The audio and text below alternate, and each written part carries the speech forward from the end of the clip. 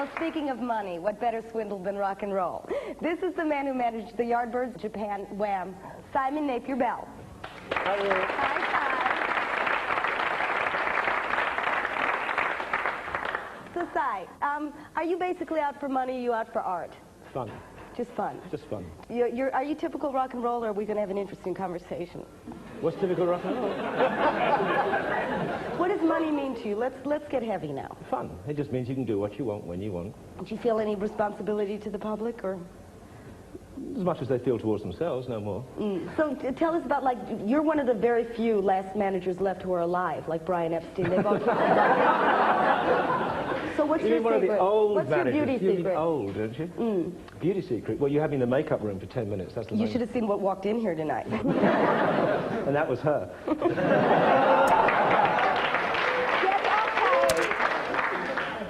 The secret. The secret is sex, drugs, and drink in the right proportion. All the other managers got them in the wrong proportion. You must get them in the right proportion. And what's the balance for you?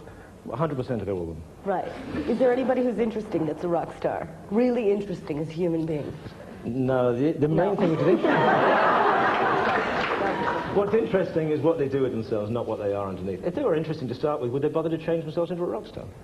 I mean, they all make themselves. These kids, they go at 17, 18, they decide they want to be a rock star. They get in front of the bedroom mirror and they change themselves, you know, put in contact lenses, thin themselves out, fatten themselves up, do exercises, whatever, change their voice. If they were happy with what was there to start with, they wouldn't do it, would they? And so what comes out might look good, but if you try to find out what's underneath, it's what there was to start with, and if they weren't happy with it, why should we be? But Mark Bolan, was he... Mark Bolan? Bolan, He wore things like you, those silver flash things. Yeah. His earrings were a bit bigger than that. What was he like as a person? He got into it like everybody else, but he got out. It was rather sad, actually, because he got out of everything he was into and came back and was just making a huge comeback and was building himself up again and had a TV show and new records released. And then he killed himself in a car crash. So, what happens to rock stars when they die? Do you make more money or less money? The funny thing about Mark is he always said to me, I want to die in a car crash. In fact, his hero was James Dean. And he said to me, when I first started imagining him, he said, one day I want to die in a car crash. I hope you didn't have a long contract. And moreover, it ran out long before.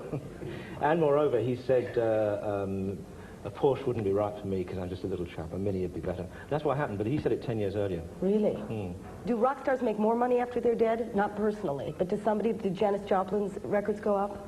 No, like Judy Garland, you know what I mean? There's not many cases. I mean, you've got to be a pretty major rock star actually to sell a lot of records after you die or because you die. I mean, there's always this sort of classic Hollywood film plot of the guy who didn't quite make it and then he died, and so they sell lots of records. It's never happened, actually.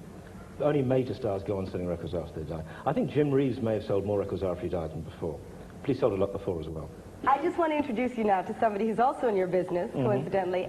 Would you please welcome the godfather of punk, Malcolm McLaren. Thanks for being on the show. Mel. Yeah. I can call you that. Yeah, baby. Mel. I'm in rock and roll now. I'm cooking. Mel, you're living in L.A., the La Lands. Well, have you had to modify your style at all, or are you just, you know, cruising along and they have to accept it? Oh dear, I Time don't is know. money. You know, Los Angeles. I don't know how to... Can I sit over here? Because they can't hear me. Can I sit over here? I don't know how to answer that. All right, we'll just keep going till we find a topic we can land on, and then it'll... Okay? Money. It's like Money seemed to arouse you in the past. Money? Yeah. I don't know anything about money. People keep saying that. Yeah, but you make money in America. Do you? That's why you went. I'm going to tell you about Malcolm now. Well, you do and you don't. You get it, but you spend it, you know. Right. It's very hard to hold on to it, particularly if you're, you know, on some kind of adventure or whatever. Are you on an adventure? Are you on holiday on my show? Are you kind of like, have you lost your rebellious side of you? No. I don't know what you do out there. I mean, what do you do? Out there? Yeah. In L.A.? Yeah. A lot of bloody meetings, dear. Tremendous amount of meetings. A lot of lunches. I don't know what I do out there to be. I don't know. Well, how do you live there? How can you stand it? You don't live knowing anything. You just see the different colours of the paint, and that sort of... Malc, what do you want out of life?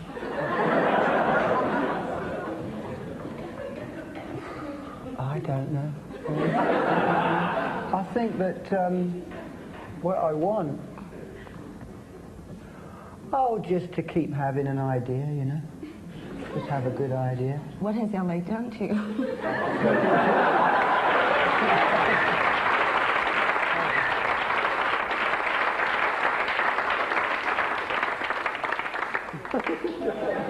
Thank you for staying up at home. There's a movie on. You can go to sleep now. You've done your bed. Thanks a lot. Good night.